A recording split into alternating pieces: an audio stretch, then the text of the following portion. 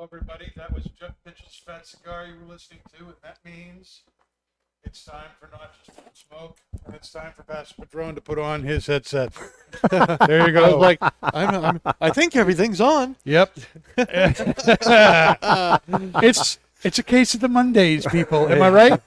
Right. Yep. We're back to Monday. It's only been 3 days since the last podcast. It's only been 3 days since the last podcast. That's true. I'm Pastor Padron. I'm here with my co-hosts, Paul and Dave. Hello. Nick is on vacation this week, so he is not with us. Puerto Rico.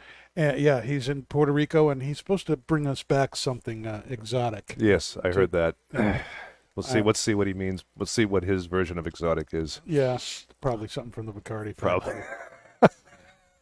Would you be surprised, Dave? No, I'd be no. excited. No. Well, I'd be excited Yeah, too. I would be. Anything from Bacardi's fine. So Yeah. no problem. Yeah, No problem not a there. problem at all. But welcome to Not Just Blowing Smoke, people. We're coming at you live from Twin Smoke Shop studio headquarters in Hooksett, New Hampshire. Be sure to subscribe to us right here on Facebook or YouTube, wherever you're watching live, as well as on Podbean, iHeartRadio, Spotify, iTunes, Google, basically wherever you get your podcasts from. And we are continuing 724 month this week, and we are highlighting a different 724 cigar each week on the show. And today it is the WK Toro, arguably one of the most popular cigars sold at Twin Smoke Shop. It is an Ecuadorian Connecticut wrapper with a Honduran binder and Nicaraguan Honduran filler. And it's a classic Toro, 6x50. And first impressions on the cigar. Well, I'll tell you. I'd like to say this first. Mm-hmm. This cigar was what got me Excellent. into. Thank you, Dave. This cigar, when I first started working at Twin several years ago, this was the cigar that got me into smoking Connecticut shade cigars. I never was a fan of them. I tried them several times throughout my cigar years and experience. Didn't ever take to it at all. But since working here and having this particular cigar, it opened up my palate, and I'd accepted the plethora of Connecticut cigars, and this is certainly one of my favorites. So having said that, I get a lot of creamy, smooth, buttery flavors right off the bat. Buttery. Yeah, a little buttery flavor. Little butter, Yep, buttery butter. smooth, a little buttery smooth, and nice little bit of cedar. not parquet, Not Butter. parquet, butter, butter, butter, Not popcorn. not margarine. Popcorn butter. not margarine. Nice Margin. nice little cedar notes, a little nuttiness too, and just a hint of citrus. Dave, what about you? What are you getting off the cigar? Off the cigar, I'm getting a little bit of earth. I'm getting that citrus. It's very creamy. The retrohale has a nice mild spice to it. It's a really good coffee cigar. That's true. I would absolutely agree with This that. is a is great like- coffee Yes, cigar. it is. Echoing everybody here, creamy, cedary, those nutty notes that you're talking about. That's like right on the finish too. You Yep. get this nice, creamy, nutty finish, and that gentle spice in the retro is just fantastic. I love that. And tonight, I know this is supposed to be monkeying around with Tequila Talia, but Talia monkeyed with us and went on vacation, and could not make it back from the trip that she was. She's doing a bunch of day trips, Yeah. and could not make it back for the time of the show. But she dropped off what she wanted us to smoke. I mean, to drink. And that is Monkey 47 Gin. You want to talk a little bit about that, Paul? I would love to. So, Monkey 47, an unusual gin from the Black Forest in Germany. Black Forest. Black Forest. Monkey 47 contains a unique ingredient, lingonberries. Now, Lingonberries? I've never had that before, and I think I've asked you both, and neither one of you have had it. Yeah. Right? Anyway, the 47 comes from the number of botanicals that go into this unique gin, and the fact that it's bottled at a healthy 47% ABV. It seems that the botanicals speak for themselves, as the gin has received bucketfuls of critical acclaim. Some say less is more, not from Monkey 47. I think Talia sounds a lot more baritone than the last time she was on. What's up with that, Talia? I'm not going to say what we said prior to the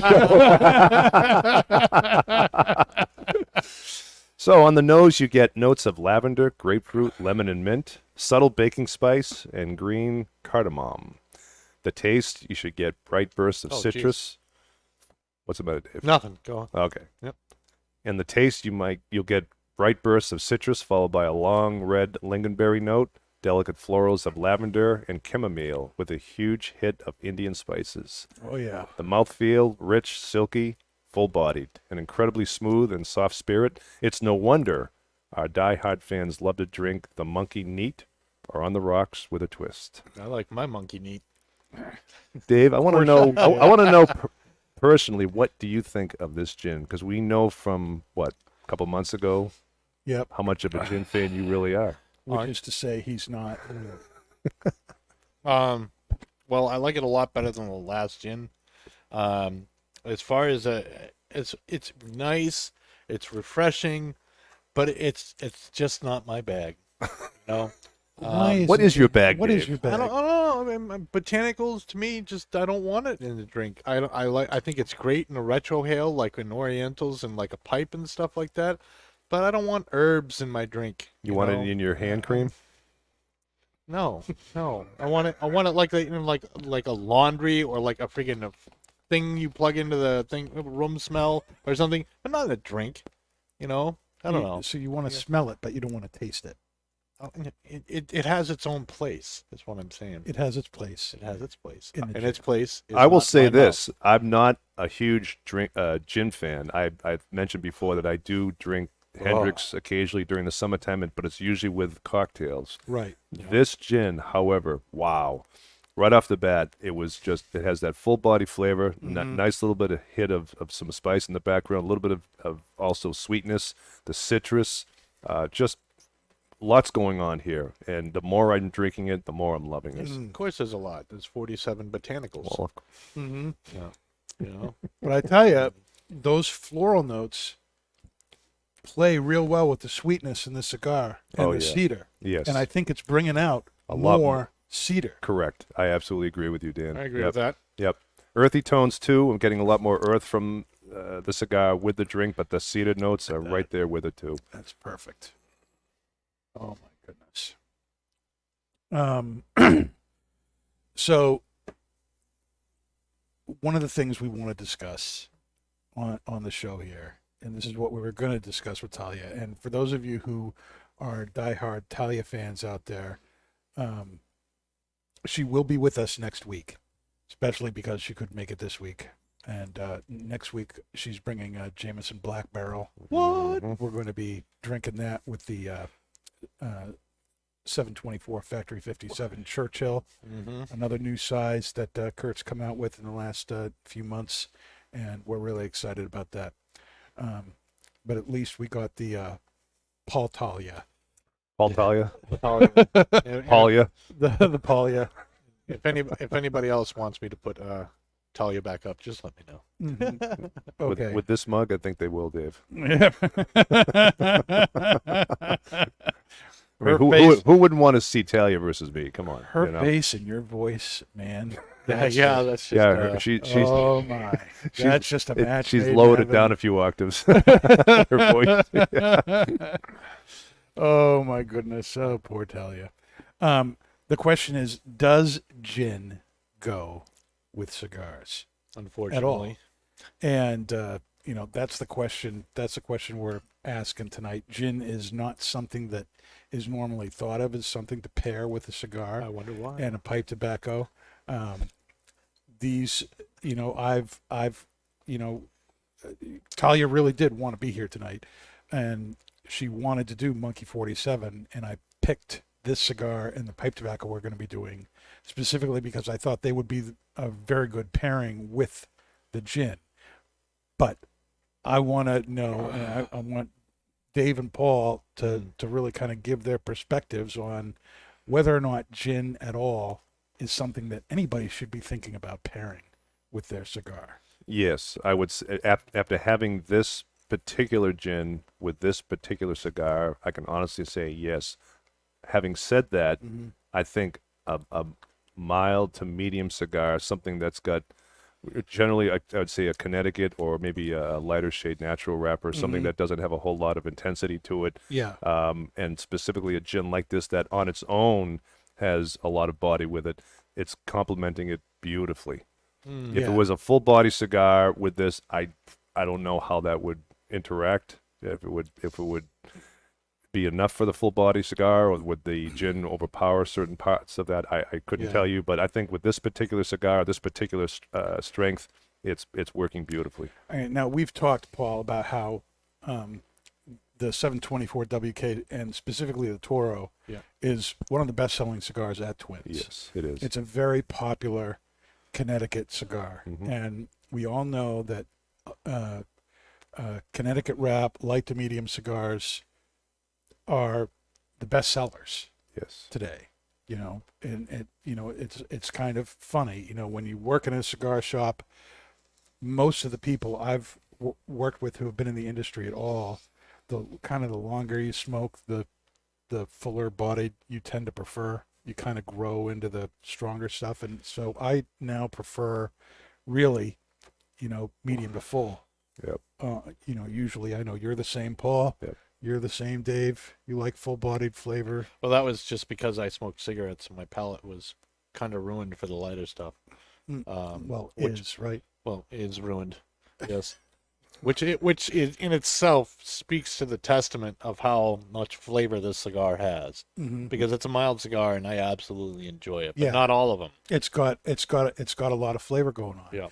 But a cigar like this, when those of you who watch the show or listen to the show know that most of what we are pairing is some kind of bourbon or scotch or something like that. But I think the majority of bourbons or scotches would be too much for this cigar. Yes. Yep. And so I think you have to start thinking, well, if you enjoy a milder cigar or you want to enjoy a milder cigar, what are the best things to pair with that? And I think you got to start thinking outside the brown liquor box Yes. if you really want something to go along with it. And I think the Monkey 47 has so much flavor going on with it. And I can't decide whether it's contrasting or complementary. I think it's complementary. You think it's complementary? Yeah, because again, it's bringing out a lot more of the cedar notes for me in the cigar. The cedar notes are there. It's subtle on its own, but with the drink, the Monkey 47, it's bringing out a lot more of the cedar notes for me. Bring out a little bit more earth too. But it's not overpowering the cigar. I'm still able to enjoy it and enjoy the drink too. So both are equal in my eyes in terms of how each one is interacting with each other. Now, what about you, Dave? What's your reaction to this pairing? Does it work for you? Even though I want to talk about this in two ways. One, All right. does it work for you?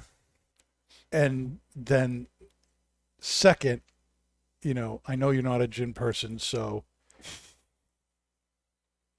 would you do this on your own? No. No. To me, it's like drinking a medicinal grass with something that tastes like cedar, and it just, I don't know, and it doesn't sound complimentary to me. It doesn't taste complimentary. Gin is just not my bag, Now, if I look at the drink by itself, is it refreshing? Yes. If someone was like, "Hey, I'll buy a round of gin for everyone," and it's Monkey 47, I would be excited because it's a free bottle of alcohol. Because it's not as far as gin goes, it's not that bad. But I mean, this tastes like watered down green NyQuil to me.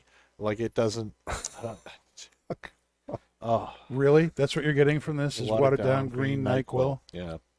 It's a good thing Talia's not here tonight. she would probably. It's probably a good thing that she's in here. 'Cause that girl could do some damage. We might be looking for a new producer. Hey, I'm not going to sugarcoat it. That's just how No, I feel about it. But now we know you don't like gin, and you don't really care for this. But do you think it goes with a cigar? Do I? In other words, could you say to somebody, if somebody was saying, "Hey, I want to have What this cigar am I going to have with it? Yeah. And this is the sign of a good tobacconist. Somebody who can suggest things to somebody else's palate when it's not really your palate. I think is it is a good pairing. I think the botanicals bring more of the cedar out in the cigar, which is one of the main points of the cigar. Mm-hmm. That being said, if the person likes gin, yes, I would definitely say it's a good pairing. Okay. Just not for me, which is fine. Now, Talia, and we call her Tequila Talia because she's got this long Greek name that I can't even begin to pronounce, and then Thorogood. There's we couldn't put her name on the page without it going off. It's just too big, so we call her Tequila Talia, and she likes tequila, so that fits.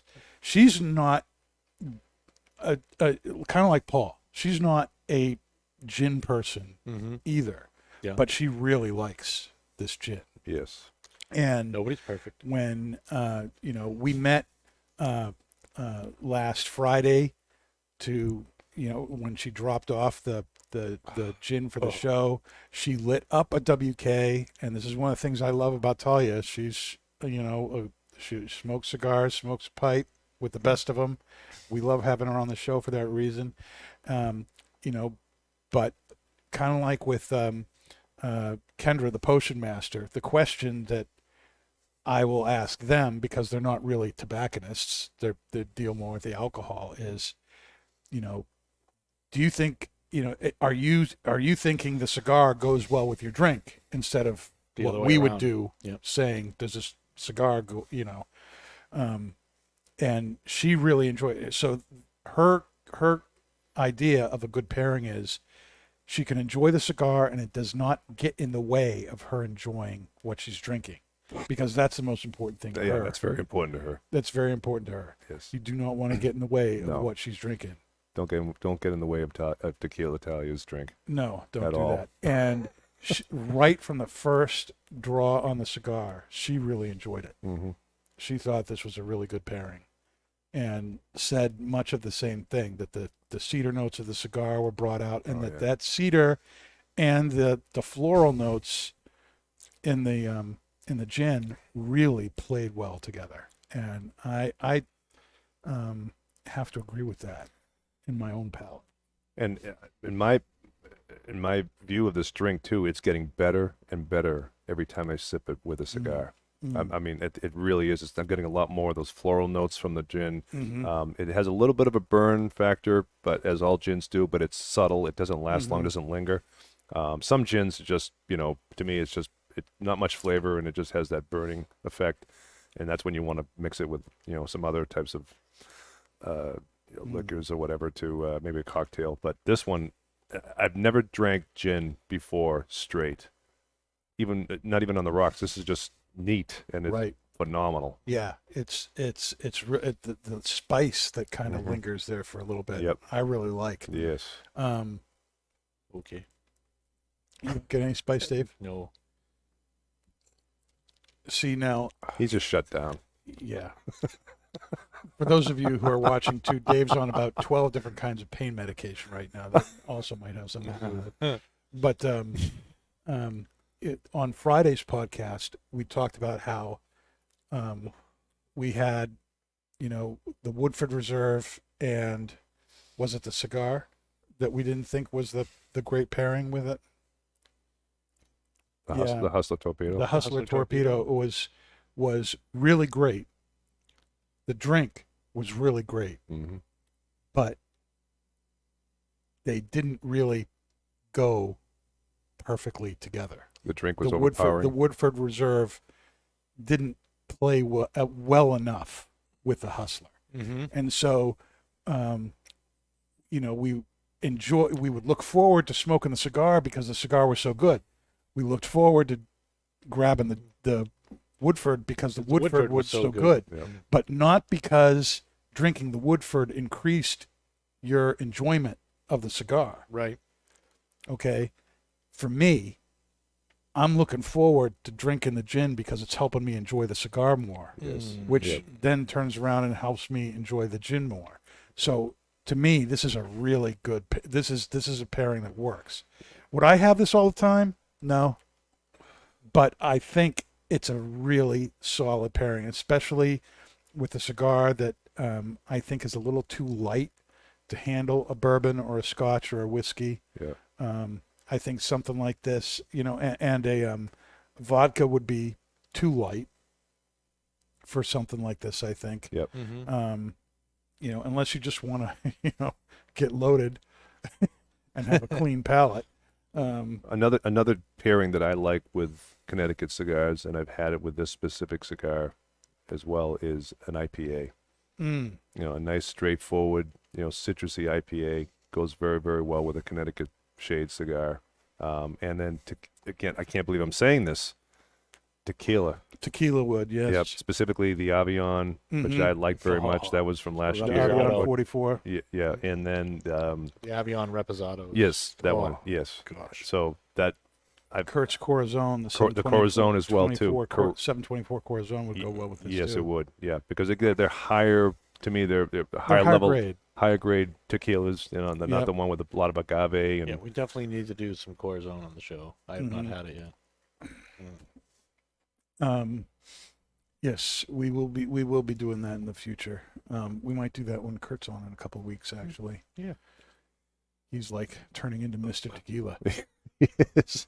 Tequila. Dun, dun, dun, dun, dun, dun, dun, dun. Tequila. We'll have to play that when he's on.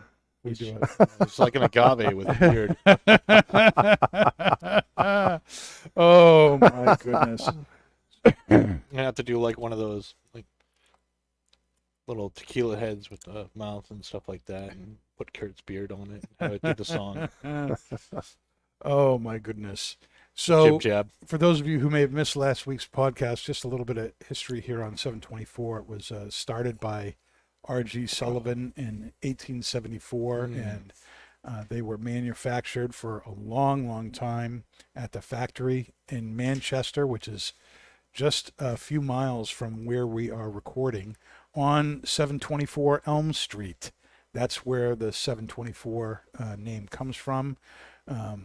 It was a Cuban filled cigar, and so when the Cuban embargo came into play in 1962, that basically killed everything off. Yep. And the brand went defunct.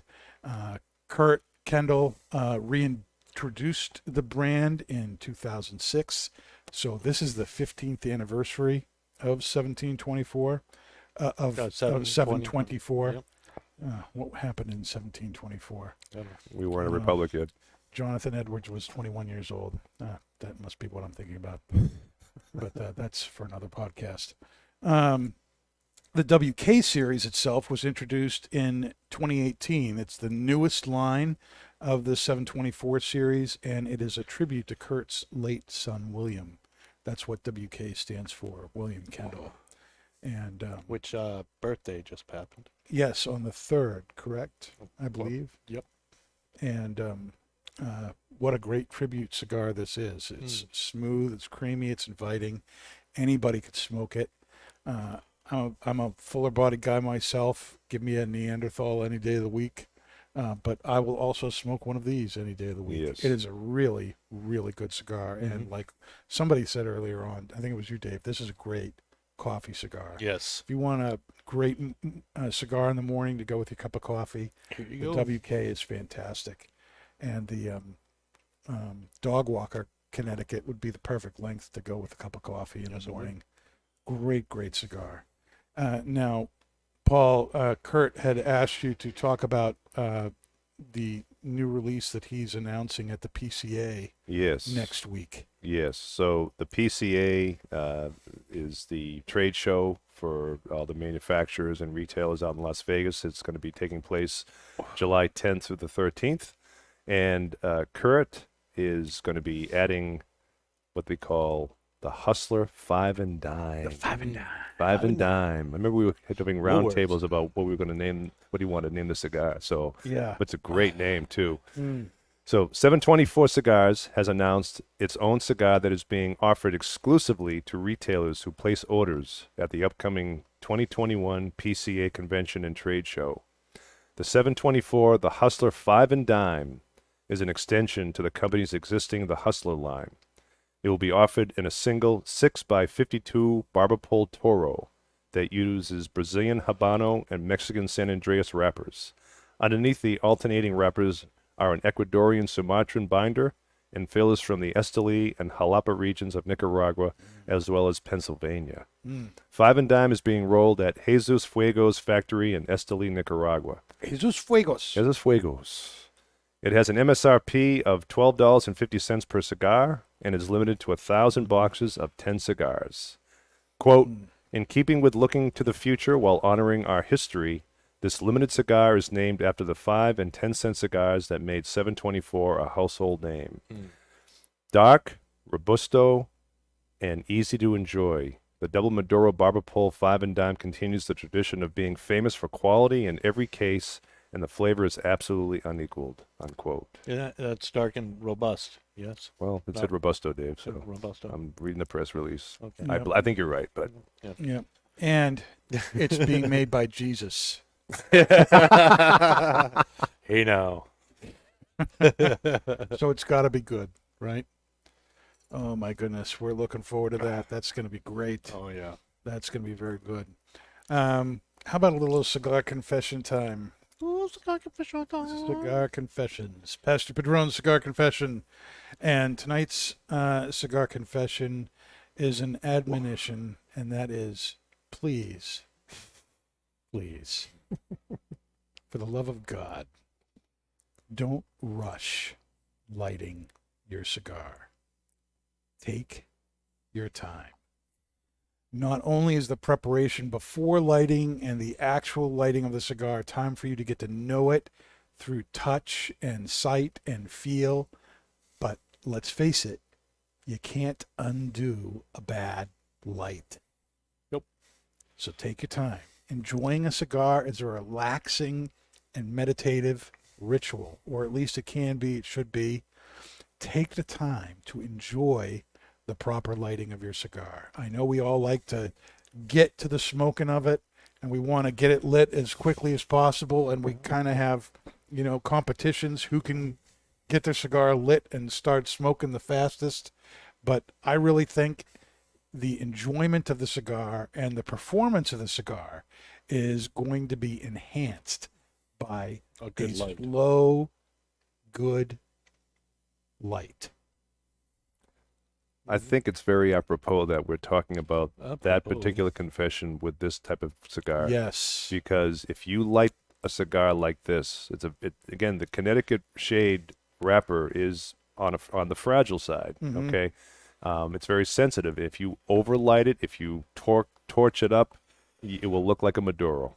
All right, And tastes like one too. and it's funny. What I tend to do with these types of cigars is I'll obviously keep it very high off the flame. Want to keep it above the flame, Mm-hmm. and just so you can just start to see it Smoke. ignite. But then I'll take it away and I'll just blow on it, Mm-hmm. so I get the embers hot without the flame touching it. And you start smelling it. And you then, start smelling right? it then. You Yep. start seeing. You get hints of what you're going to be Mhm. tasting and Yeah. smelling by doing that.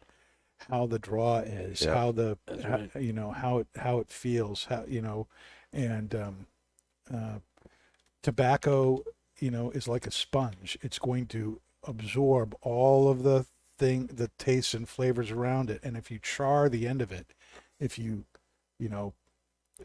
kind of like your marshmallow, if you light it on fire and blow it out, it's all black. And now, if you like a lot of carbon on your marshmallow, well, good for you, I guess. But to enjoy this cigar the way it was meant to be enjoyed, you don't want to do that. You want to toast it. You don't want to have streaks going up your cigar, heat streaks going up your cigar. You don't want a big black thing. You don't want to hold your thing here like you're a jet plane, taken off of a ship and you're watching some people like doing that too. They just love watching the torch just blow everywhere. That's bad for the tobacco, and it changes the taste of the cigar, and it can actually change how it burns. Yes. Yeah. You don't want to screw with that. Take your time. Enjoy it. Absolutely. It's very true. You got to be gentle with the Connecticut. And you need to be gentle with the cigars in general. They're aged leaves, people. Keep that in mind. That's true too. That's a really good point. You know, people have worked really hard to bring you this tobacco that you're enjoying. I believe the industry average is something like 300 hands 300 manos.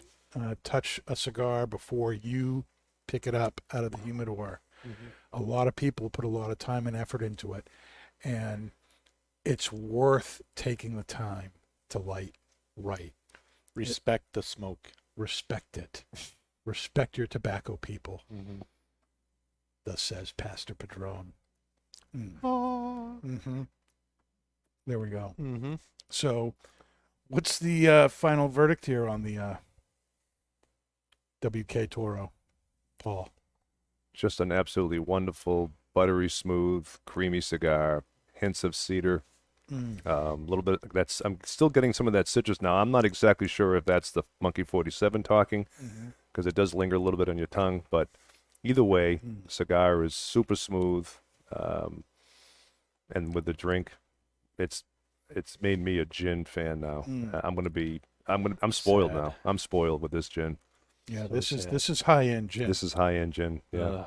Do we know how much this costs, by the way? Yeah, it's about $47. It's about $35. $35. That's not bad.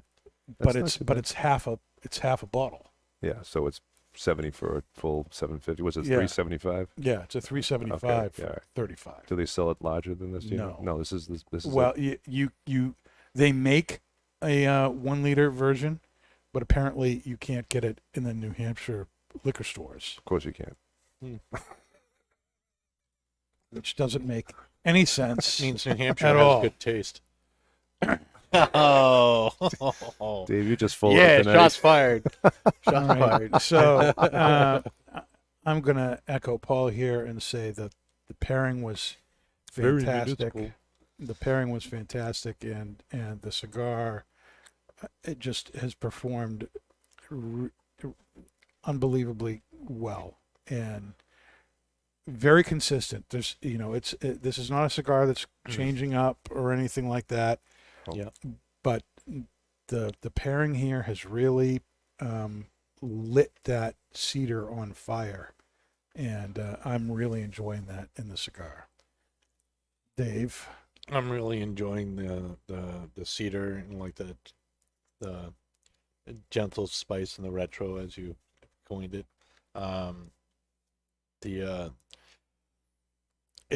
It is a good pairing, but gin is just not me.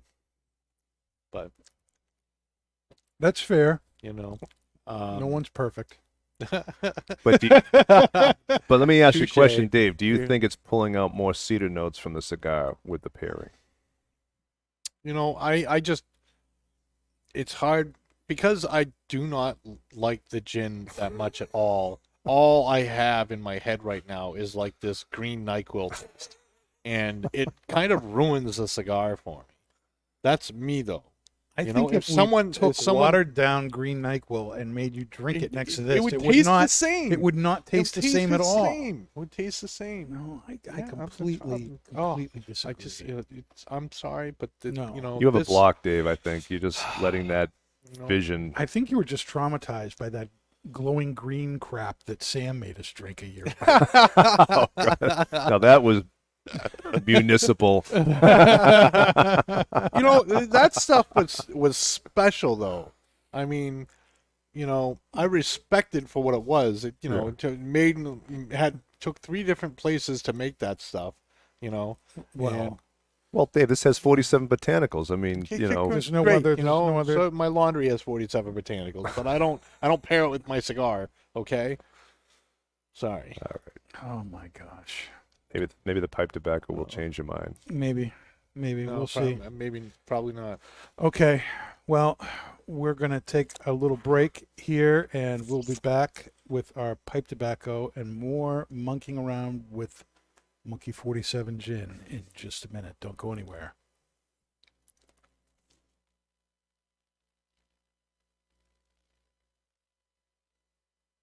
So, how did Tobacconist University start? Where did the idea come from to start doing something to train other people's staff in the art Okay. of tobacconist stuff? So I opened in September of '95. By January, I knew I was a complete idiot, even though I'd read everything I could. January '96, I went to Cuba just to really try and, because it doesn't matter how much you hang out in shops, and if you've read everything there is to read on cigars. At the time, you literally could read everything there is to read, and I did, and it wasn't enough. So I went to Cuba. I got lucky. I had ran into the director general of Cuba Tobacco at the Partagas bar. We became like great friends, drinking there, and he gave me access to farms and all sorts of old books and documents and really cool stuff. And when I got back, I turned it into like a fundamental educational course for my tobacconists, because I always wanted, I didn't want to compete on price or volume in my business. I wanted to be a luxury, a boutique, a product specialist. I wanted to be the best professional we could be. And so it made sense that if I'm having a hard time being that person, I need to create a system to help others. And I started on that in '96. And I believe by November of that year, we started teaching a course at a local hotel where the general manager was a customer of mine. We had like 30 or 40 or more customers come in, and we taught it over the course of a month. It was called Cuban Cigar University. Then I had opened a store by November of that year in New Hope, Pennsylvania. And a year or two later, I opened another one back in at Marietta, Georgia, Atlanta, where my uncle and aunt ran it. So I was training them. I was certifying consumers. And it used to be a giant binder. It still is. I mean, that's the old version. I have it. Right. That I would give to employees. And then I developed a test. And then around '03, I saw the way the industry was going. So many challenges, retail side, legislation, taxation, that I wanted to, I call it turning it inside out. Instead of just making it for our shops, I wanted to make it for every shop. And I spent from '03 to like '05, '06, because you think it's simple. Oh, I'll just make it for everybody and I'll put it online. Sure. But it was a lot of work. And then when you do that, you see all the holes you have. So I had to double down on pipes, make that better, get video for rolling. So it was a process, but I think by '06, we became the official academic curriculum of what was converting from the RTDA to then being the IPCPR. Right. And, we've just been growing since. I remember we didn't have any. My employees were the only certified tobacconists at the time. And slowly but surely, I think today we're up over 667 or something certified retail tobacconists, with many more than that apprenticing. So it's been quite the ride.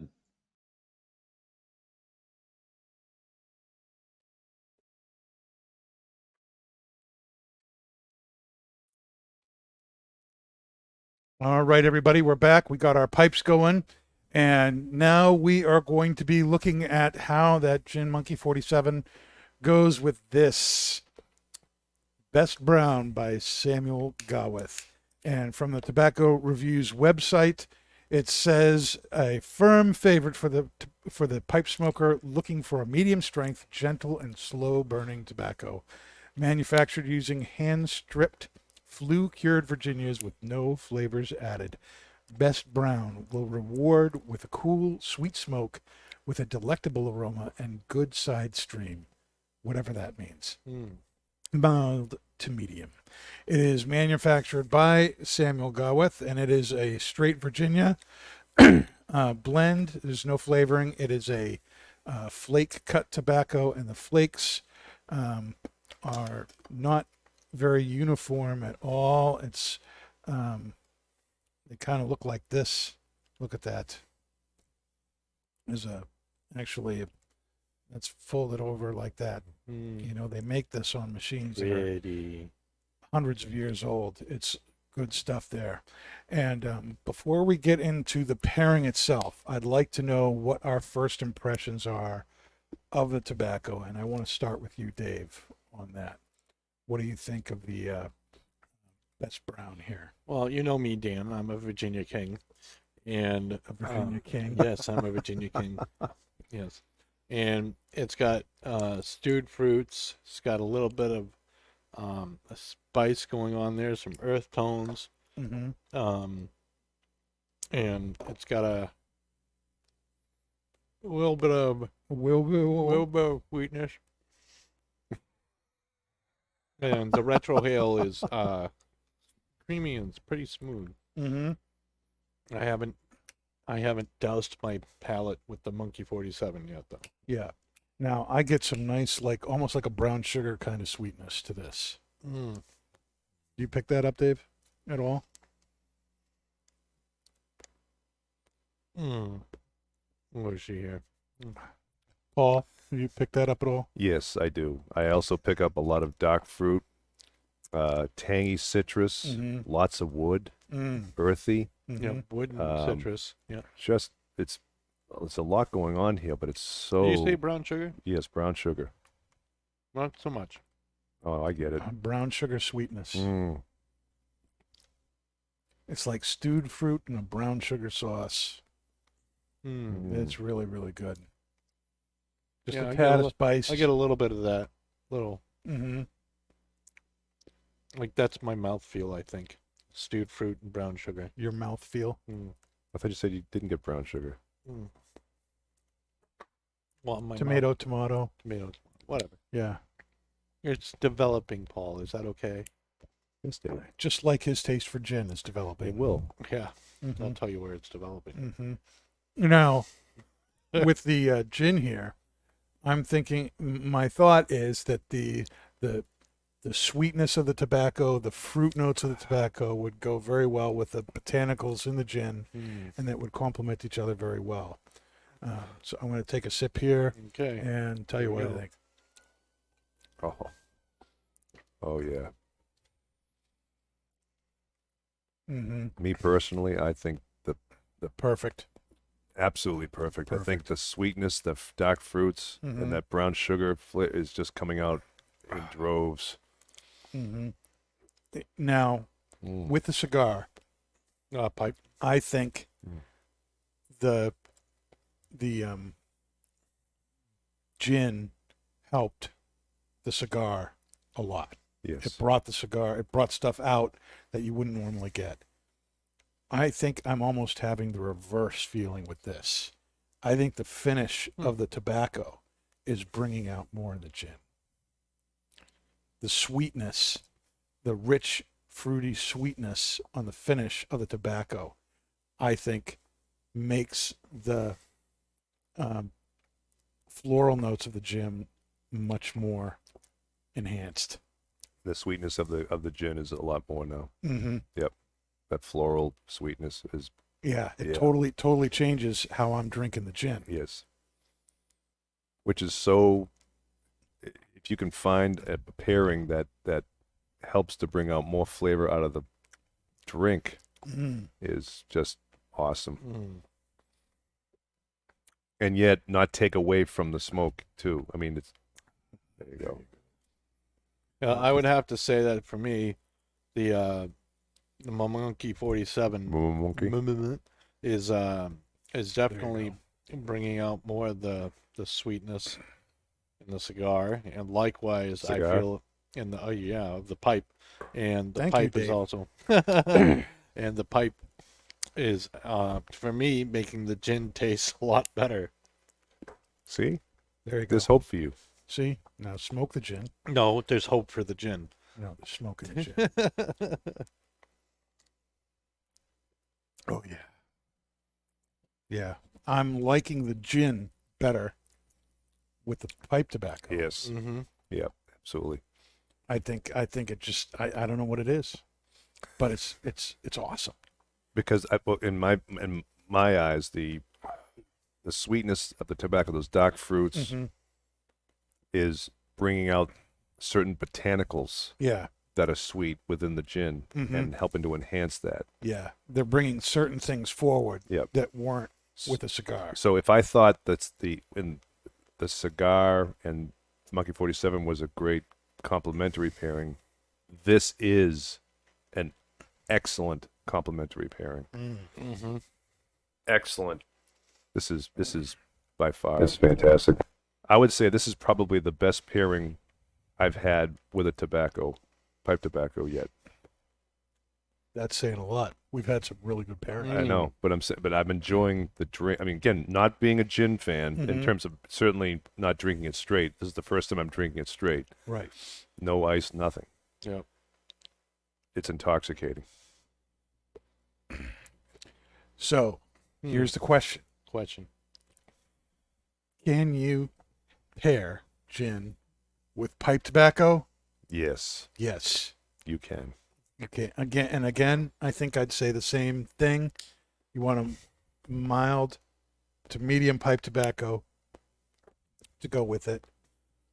This certainly qualifies for that. It's a nice light medium pipe tobacco. Would you agree with that, Dave? That's a light medium, Yeah. Yeah, it's a light medium. Yeah. I would light agree with medium that. pipe tobacco. Yep. And so again, you can't drink something where the body is very strong. And that's when you're making pairings, you gotta pair the strength of body, which is the intensity of the flavors. You know, strength refers to nicotine content. Or Body. alcohol. Yep. Body refers to the intensity of the flavors. In drinks, like spirits, like Dave's saying, body refers to the intensity of the flavors, and the strength would be the proof of the drink. Mm-hmm. So proof doesn't really matter as much as the body. And then you want to match or contrast flavors. You can contrast like sweet and sour, or salty and sweet and sour. What are some other contrasting things that people do? Salty and sweet. Sour. Yes. Salt and chocolate. Mm-hmm. Or salt Yep. and caramel. Mm-hmm. Salted caramel. Oh, Salted. That's good. Mm-hmm. Mm-hmm. Now, Dave, what do Or you think? Of, strawberries and chocolate. yep. Yep. What do you think of the pairing here? I think the pairing here is loads better than the cigar, because it's making me actually enjoy the gin, and the gin is making me enjoy the smoke better than when I had it before by itself. So what the hell changed? To me, it's bringing out a lot more of the fruits in the Virginia, like the stewed fruities. Are you sure it isn't your third Stewed glass fruities. your third glass of gin that's making you enjoy it more? Well, all being considered, maybe, but right Yeah, I now know. I'm going on. Mm-hmm. Your third finger. You want a third finger, Dan? I'll give you a third finger. Well, I mean, I'm just saying, in the whole first half of the show, you were like, "Oh, this is horrible. It tastes like NyQuil." It still tastes like but I NyQuil, have but it's none better left. Can you tasting put some NyQuil. more in there, please? So I'm thinking you secretly like it. Maybe you'd like the gin with a fat bottom Betty, Dave. Oh no! Jeez. Bottom Betty, you make the rockin' world go round. Don't disrespect Queen. That's a good song. It is a good song. I like that song. Ironic as that may seem for Pastor Padron to like a song like that. There's lots of songs out there where the lyrics are a bit risque, but the beat is just so good. How can you not like it? Mm-hmm. Very true. Very, very true. Okay, so would you have this gin with pipe tobacco again? Yes, without a doubt. Yes, I would have this gin with this pipe tobacco. But I would want to have it with more of a Virginia-based tobacco, Mm-hmm. more of a fruit-forward Fruit tobacco. forward. Like a tobacco. Carolina Red Flake. Yes, Mm-hmm. or Tilbury from Esoterica. Tilbury, Mhm. yep. Yep, I think this would go phenomenal with either one of those. I would agree. I would agree that this would go very well with Tilbury. Yep. Or Dorchester. I have yet to Which- have that. We will rectify that right soon. Mm-hmm. So let's talk a little bit about what's going on at Twins. First off, if you haven't already figured it out, NJBS is back to Mondays. Thank Hence the good Lord Almighty. Monday. Yep. Yep. Which means Dave has a whole week to edit the show. Mm-hmm. Yay. So, but am I going to have to remind you because you have a whole week? Did you remind me this time? No. I was done the next day. No. Yeah. But the week before, you I know it was a day late. had completely forgotten. Mm. I was out of town, and therefore, so was Dave. So was Dave. When the cat's away, the mice will play. Meow. Mhm. Meow meow. Okay, so but June is 7/24 month of Twins. You want to talk a little bit about that, Paul? July, Dan. July. It's all right, Dan. You were just coming back from vacation. I'm so just coming we'll- back from we'll- vacation. We'll let it slide. I'm on my second finger. So we actually have less than 3 weeks until Mm. July 24th. I cannot believe we're saying that. I mean, we're July 5th. Time is going It's so flying quick. by. Oh, I mean, not it's, liking it's it. crazy, you know. The days are already getting shorter. It's Oh, not come fair. on, Dave. Let's stop that talk. Mm. Let's think positively Yep. here. So anyway, we got less than 3 weeks until July 24th, and what that means is it is 7/24 month.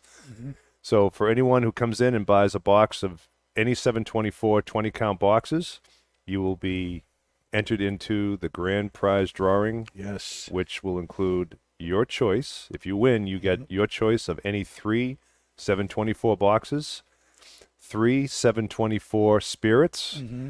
18 karat gold, $3,500 DuPont lighter. What a beautiful thing. And if you Gorgeous haven't seen it lighter. yet, you got to come into Londonderry, down to the retail center, and there's a display there with it being right front and center with the liquors and the boxes The of cigars. prettiest thing about that lighter is the fact that it's not completely all gold. It's got stone. That's The lapis lazuli. the Yes. lapis lazuli is gorgeous. Yeah, it is absolutely a beautiful, beautiful lighter.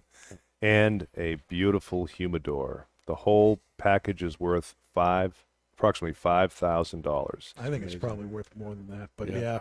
Yeah, we went conservative in terms of the Yep. value. But Yep. in any event, for one box, you get 1 entry. If you buy 2 boxes, you get 5 entries. And if you buy 3 boxes, you get 10 10. entries. And Oh that my goes gosh. right through the 24th. So don't wait. Come on in. See any tobacconist. We'll help you out. And we also have the 24th annual Smokin' Blues Barbecue. Mm-hmm. Smoky Blue Coming barbecue. up on Saturday, September 18th from 11 to 6. Everyone, and I mean everyone, is a VIP this year. That's right. So in order to enter the barbecue, it's $240. You will get 20 plus cigars in your bag. That will cover the cost of the ticket. You're going to get entertainment, food, raffles. Fantastic food. I mean, when we talk raffles, it's just a ton of different raffles that will be available to you that day.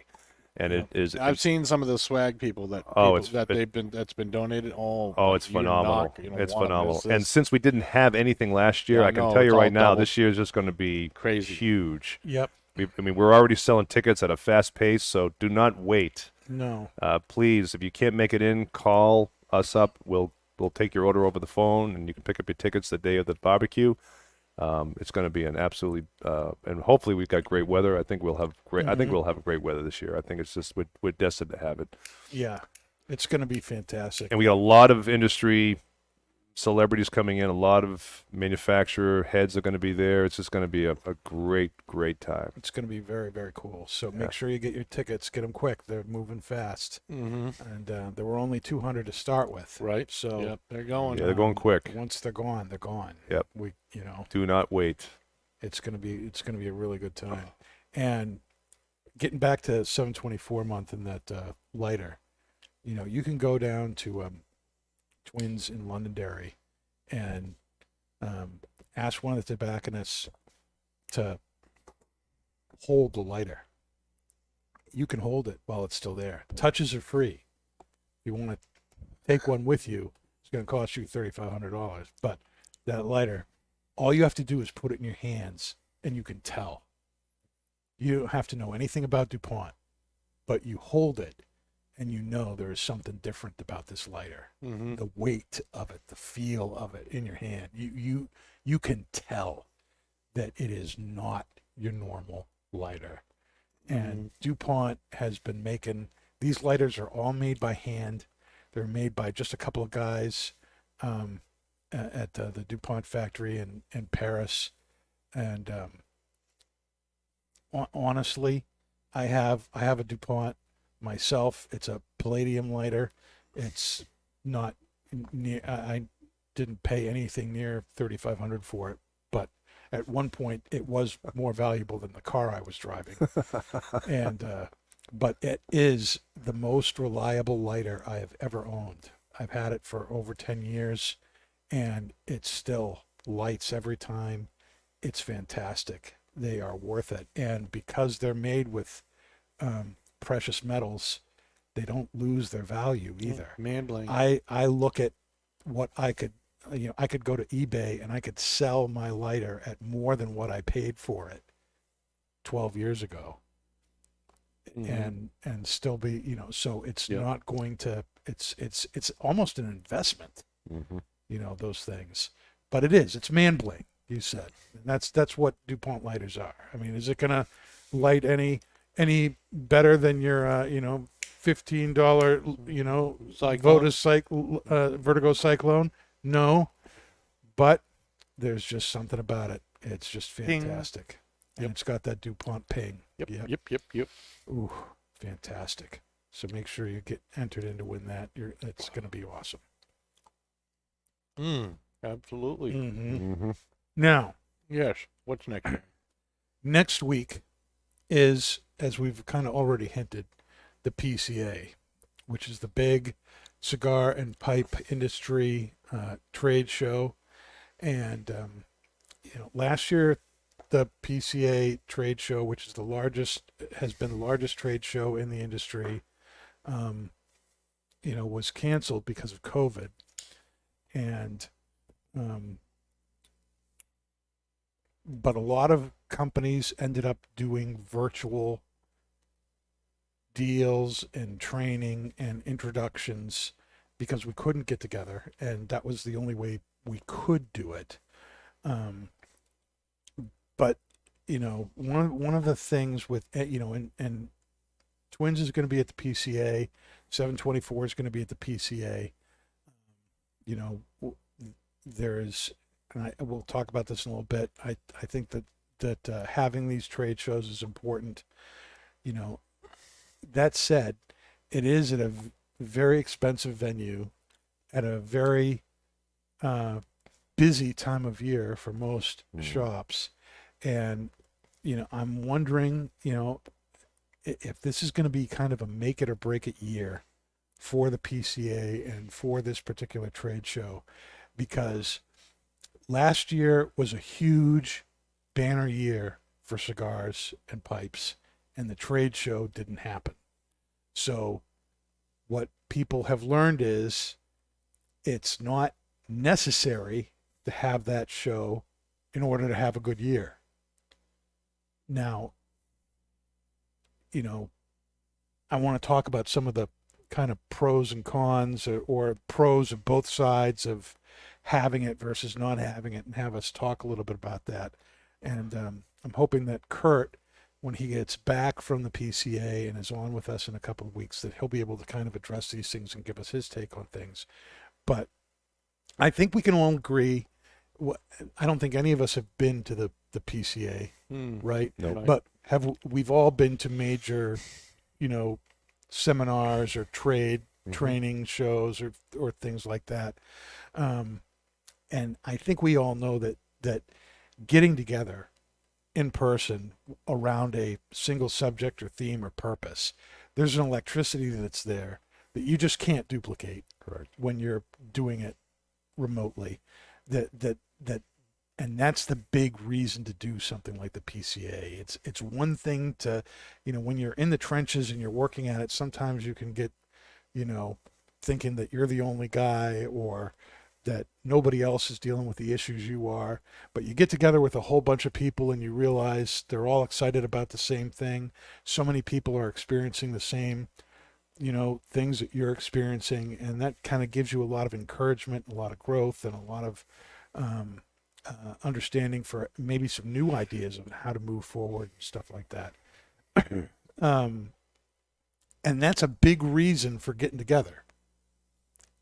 At the same time, I think that the sometimes, and this is across industry things. This is not just a cigar related thing, but I think industries where these trade shows or these big physical get-togethers have been how things were done for years and years and years, and that's why we do them, because we've been doing it that way for years and years and years.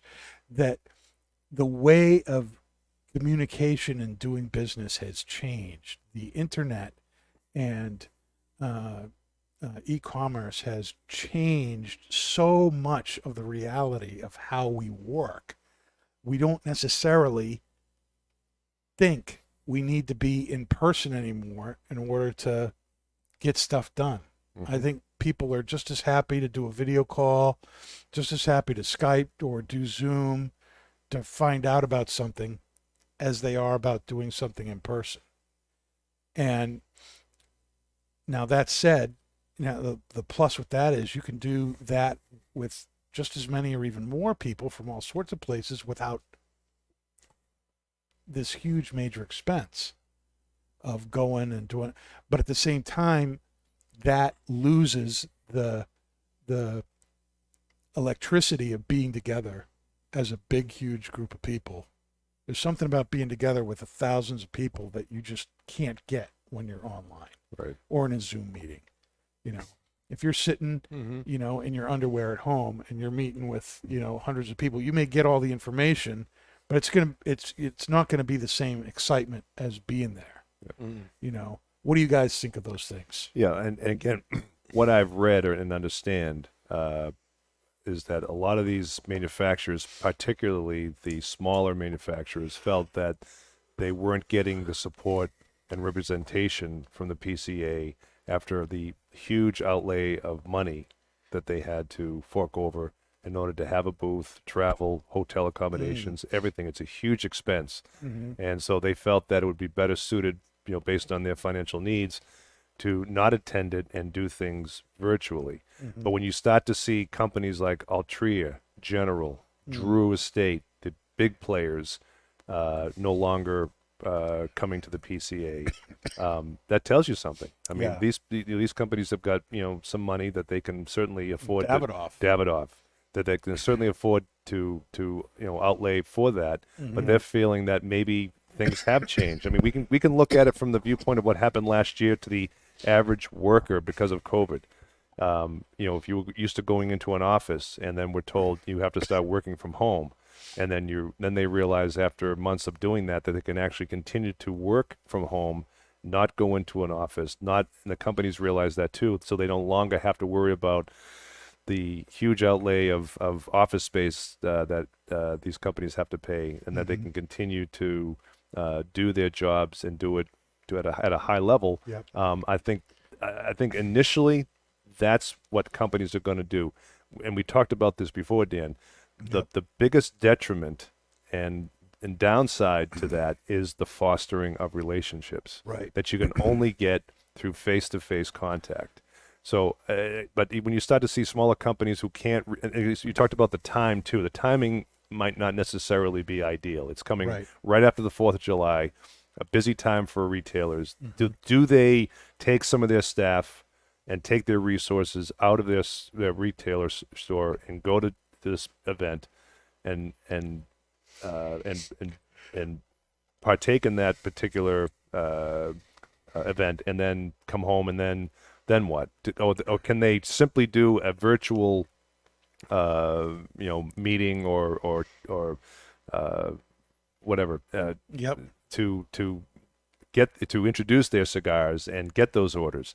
I think a lot of retailers and manufacturers are going to go down that road initially.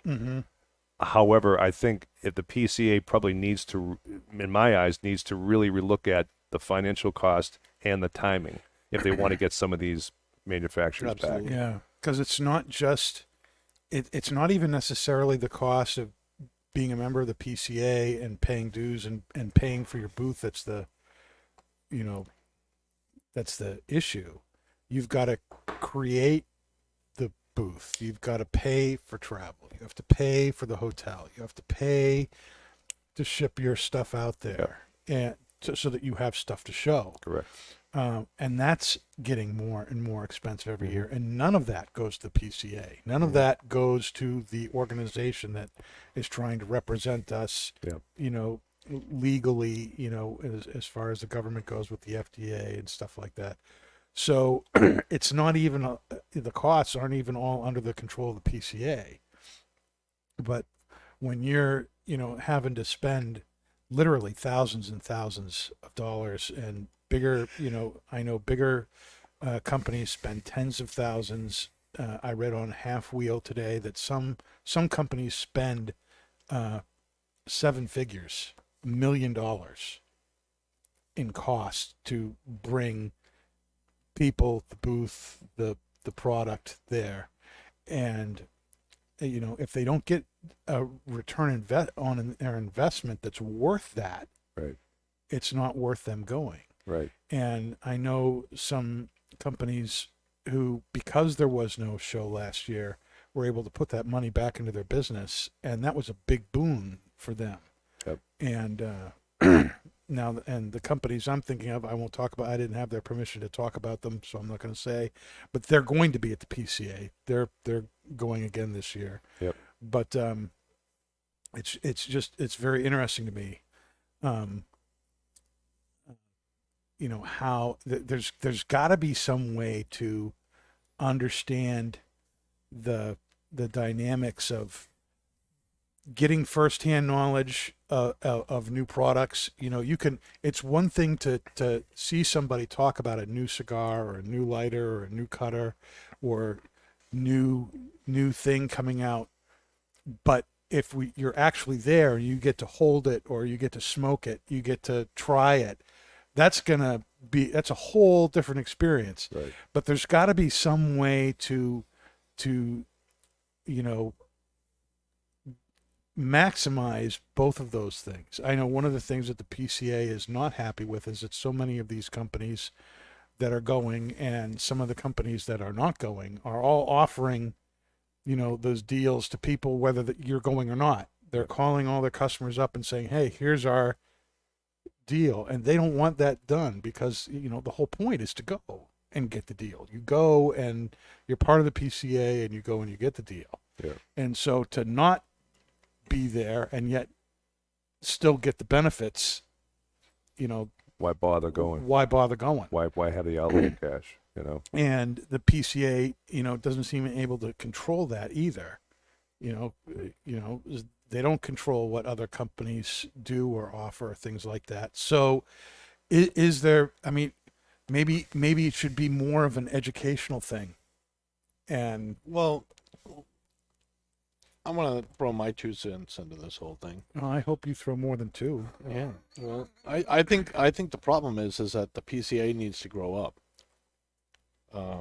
I think, and it's just like really any other industry. Like if I look at like video games, before you had like all the shows and everything all used to be in California. Now they're freaking everywhere.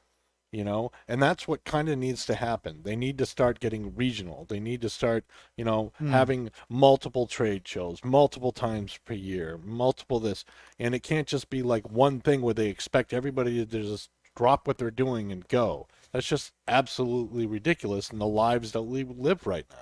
You know, I think like maybe 10, 20 years ago, that was different. And it's not like that now. Now we have the technology to say, you know, I don't want to go because, you know, they're going to do it virtually, you know, but what if you had that same attraction and it was like, you know, half the distance away, or the booth cost half as much because it was in a different area and it wasn't in Vegas. Right. You know what I mean?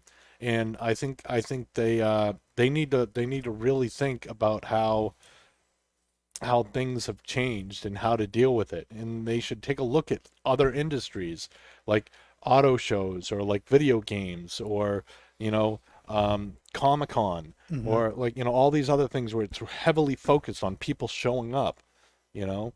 That being said, I think the PCA is extremely important for cigar manufacturers to show up and to support. It's like a no-brainer, really. But at the same time, the PCA needs, honestly, I would have to say it needs better leadership or new leadership or something to inject new ideas into it, because what they're doing isn't working. And instead of complaining about it and instead of forcing the industry, they need to grow up and realize, well, maybe we need to change too. But I mean, that's what I think. I think it should be more regional. I think having it in Vegas at like one of the most expensive places to have it in the first place was kind of like cool, but now it's like, okay, we've been there, we've done that. Let's try and spread it out a little. Well, for me, it's like if I want to go to Vegas, the last time of the year I want to go to Vegas is in the middle of summer. Right. When it's 100 degrees and there's no humidity, and you go outside and the water in your body completely evaporates. Yeah. You can't even sweat. Because hotel rooms are cheap right now, so that's probably a good time to go. Who knows? I mean, but think about it like this. You have the trade show, but you kind of do what schools are doing. It's right now there's in class, but there's also a virtual option for kids who don't want to go or they're not vaccinated or whatnot. So you have a choice. It's X amount of money if you want to go to the PCA. It's X amount of money if you want to, electronically participate in with the PCA. And so that way they could be making some money off people who were, paying to see live streams of what's going on, or booths, or educational stuff, or getting the deals, but at that way you're allowing people who either don't have the money or don't have the time or the means. So many shops out there are just one or two people for a person or two to go. That might mean the whole shop has to close for a week. Yeah. In the height of the year. So let's rewind a year too. So if you look at like why the tobacco industry was so successful over the last year, is because people had nothing better to do. It had nothing to do with how good the PCA event was in 2019, and now there's so many. How many people have you guys seen come into Twins and talk to Kurt about opening up a new store? Like there's been dozens, right? So the industry is growing. The amount of shops that are opening is growing because people found something new that they liked in 2020 because they had nothing better to do, and some people took risks, and so now they're gonna get into the swing of things. They're gonna hear about the PCA, and there's just one option. And that's what I'm talking about. You gotta expand. There's gotta be more regional things. And maybe that means that maybe Dave and like Kurt are gonna have to maybe start something their own just for like New England or New Hampshire or something like that, where we need to cultivate and we need to protect and we need to grow our business together, because we are under threat, we are under attack, and we need to protect each other, and we need to take care of each other. And that's kind of what the PCA and the TAA and those things provide. But I think they're just like with the government, the town needs to be able to decide its own things, and the state needs to be able to decide its own thing. And likewise for the PCA and the TAA, it needs to spread out. It can't be so focused. What do you think about that, Paul? I think that has merit, Dave. I think you're right. I think you have to start looking outside the box and start to maybe plan something different that can include the inclusive part of the people that probably can't or won't go to the PCA right now. And I'm saying right now, the cost factor. I think the cost factor is probably the biggest part right now, Yep. which is preventing a lot of these smaller manufacturers from doing it. And again, the time of year is Yeah, there. right now they're just trying to get people to go to work. Well, You know, true, It's true. like- I mean, granted, the cigar industry saw a major uptick last year. You're right. It was people had nothing to do. They wanted to feel normal. And a lot of people were coming in and buying a lot of cigars. There were new cigar smokers, and we're still seeing it. This year is no different. Yeah. If anything, it's even bigger. it's bigger. We're seeing more new customers coming in all the time. So the industry by itself is growing Yep. without any help from the PCA. But the PCA wants to remain relevant, and they want to be able to include everyone. So they have to start thinking what that is. I don't know. Do they start doing more of a Right. traveling road show, Right. which goes to different regions, so that something way like that or something. But I'll tell you the reason why they need to, and so it's easy to say, well, they should like break up into groups and blah blah blah blah. But the reason why they shouldn't just go virtual or shouldn't just stop is because when you're there, when you're handling something, and when you're with a large group of people and you're all interacting on the same focus, it is huge different than just meeting online. Because it also, when you meet online, it automatically also makes it like instantly casual. And the amount of professionalism and expertise and showmanship that you can have when it's in front of you Right. is absolutely necessary for the business. And that's why, I think it's so important for the PCA to continue to be supported, even at like a stage like this. But what we need is people to be questioning, to be asking for more, to saying, hey, this needs to change. And obviously the people to step up and make the difference.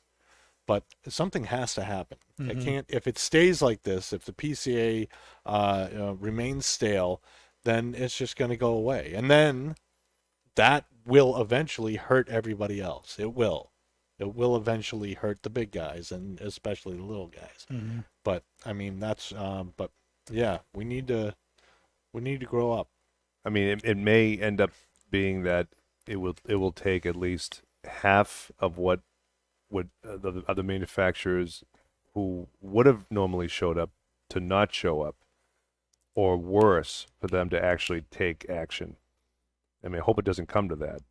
But if let's say there's 250 manufacturers that would normally go to the PCA, and if less than 125 don't go next year, does the PCA at that point make changes? Are they gonna continue to just do the same thing the year after and just kind of hope that people come? I don't know. Well, again, it's the trade show is where the PCA makes its money, and the PCA and the CRA are now in, they've merged together. So Cigar Rights of America and the PCA. Yep. So they need that income in order to represent us. Right. If the trade show is not generating the income that they need, because for whatever reason, manufacturers and or retailers are not showing up, they've got to do something else. And to do the same thing over and over, expecting a different result, insane. Yep. is as You Einstein can't said, beat a dead horse, insane. So now, while I like the idea of doing regional events, the complication with that, especially from the manufacturer side, is the manufacturer only needs to right now send its person or top person or president to this one place for 5 days. If it becomes a traveling road show, then those people are gone for a month? Yeah. In different places, a whole different animal. and how Well, that's how feasible is that? But by having different shows, you go to like what show you want to go. But at least you get to go to a show, and at least they're making continual money, progressive money throughout the year. So like maybe the July show is like the big kahuna, but then you have like smaller ones where maybe some people go, maybe some people don't. But you're still generating an income for the for the CRA and stuff like that. Or places where it's more maybe small business central, But it. I still don't. I still think it needs to be. It has to go regional. I don't think they need to do like a traveling road show or anything like that. But it needs to. It needs to do something. I mean, all they'd have to do is have a virtual booth or something like that, or have like you can go online and see their show, or whatever. So I don't think they'd have to travel, but they could do that for like the smaller areas or whatnot. But I think they definitely have to change what they're doing. It's not working for everybody. Some of the bigger companies have definitely been excluded, and I don't think that's I don't think it's a good way forward. Well, some of these companies are leaving not so much because of or maybe not only because of the expense or the lack of return on investment, but also because they don't feel like the PCA is adequately representing them. Yep. Right. I know Again, Drew Estates. More change. Drew Estates, makes a lot of their money is made in flavored and flavored cigars like the acid and natural and tobacco, and yet the PCA has pushed for a definition of a premium cigar, not having any of those qualities, so that half of Drew Estate's product line and acid is the best-selling line of cigars in the United States, and So they're shooting themselves in the has foot, been for basically. years. So if they're not going to stand up for their cigar, Right.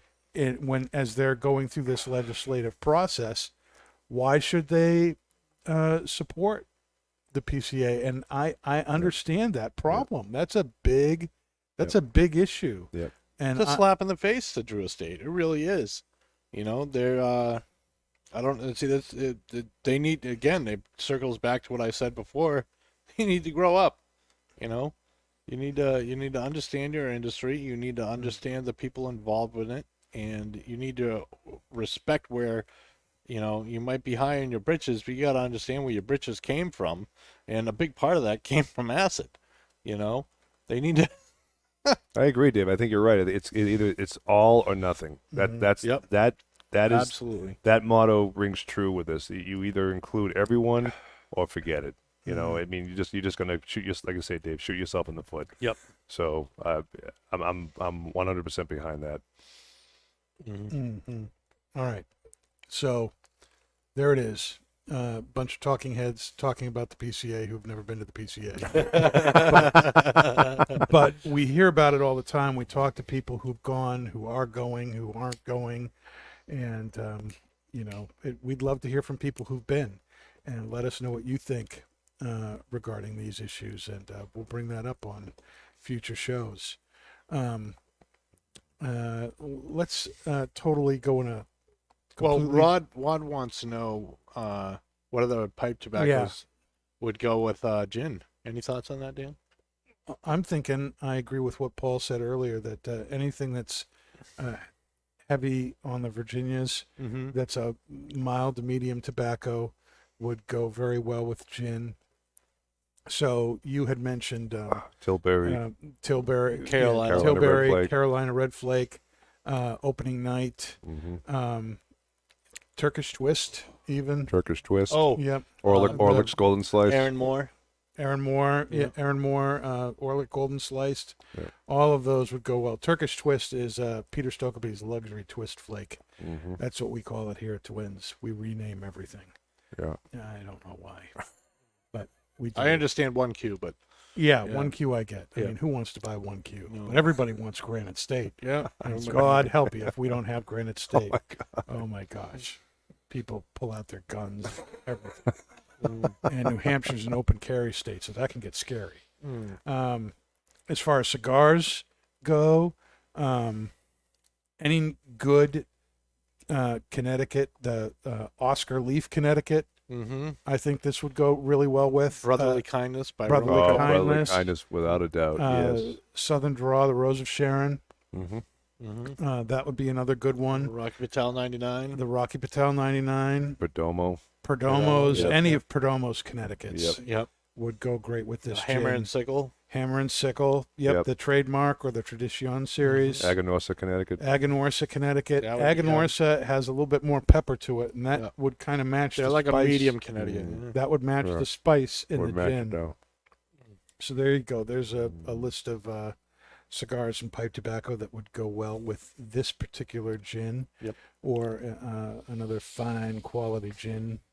This, I have to say, has a lot more flavor and is a lot more full-bodied than any other gin I've ever had. Oh God, this has been phenomenal. Yeah, Perfect pairing.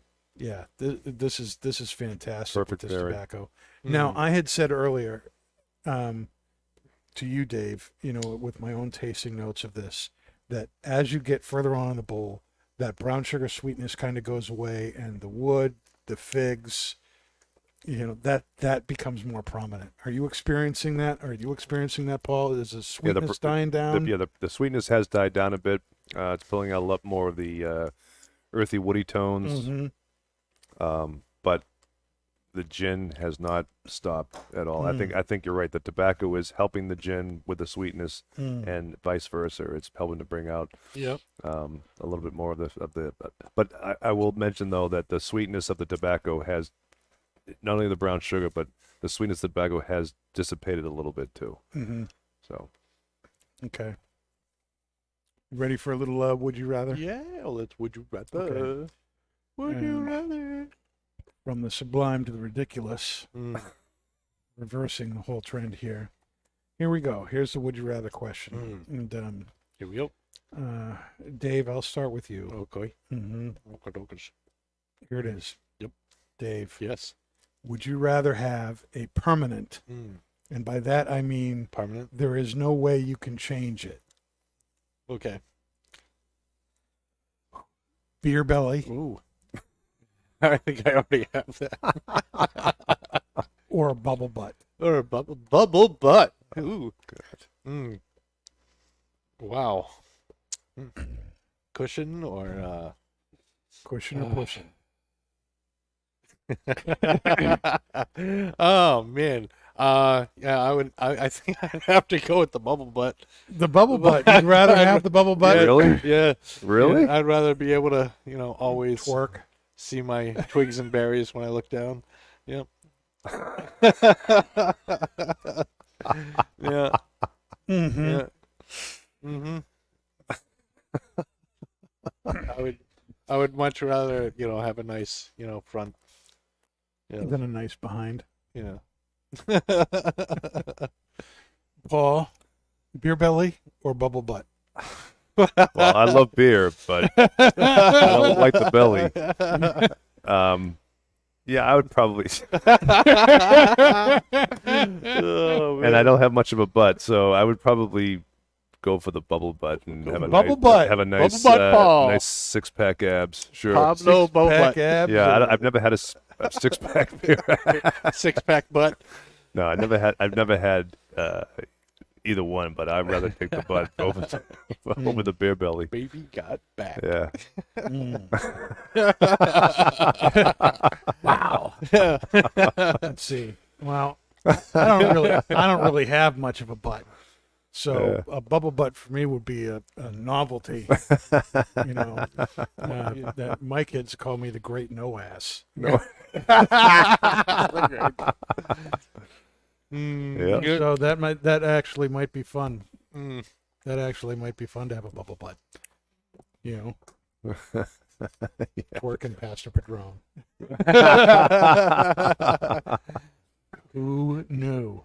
You never know what you're going to hear on Not Just Blowing. Make it clap, Never know Dan. what you're Make gonna it clap. Passing it back. Pastor got back. Mm-hmm. Now, next Monday on Not Just Blowing Smoke, we're going to be continuing our celebration of 724 month with the Factory 57 Churchill. And for a pipe tobacco, we're going to be smoking Gawith Hogarth's Bob's Chocolate Flake. Bob's. Now, if you're looking at, if you're thinking, Samuel Gawith Hogarth, are those related? Yes. They come out of the same factory. It's kind of like the They just want to difference- confuse you. It's kind of like, the Padron 1964 anniversary series and the Padron 1926 series. They're two things out of the same line. The Samuel Gawith is kind of the higher end version, if you can say that, and Gawith Hogarth does a lot of stuff in bulk, and we're actually going to be looking at the bulk version of Bob's Chocolate Flake. That does come in tins, 50-gram tins, but we're going to be looking at the bulk version of that. And Tequila Talia will be here next week, and she's bringing, and I Monday, know she people. is because Don't forget vacation Monday. will be over, so she will be here. It's work related for her to be here. And we'll be drinking Jameson Black Barrel Thank God. with each of those, which she reps, and she's excited about being here for that. Oh, So please subscribe to us on Facebook or YouTube if you haven't already, and at Not Just Blowing Smoke on Instagram so that you don't miss a thing. Thanks for being with us tonight, and that's Not Just Blowing Smoke, people. That be the truth. Thanks, everyone. thank you very much.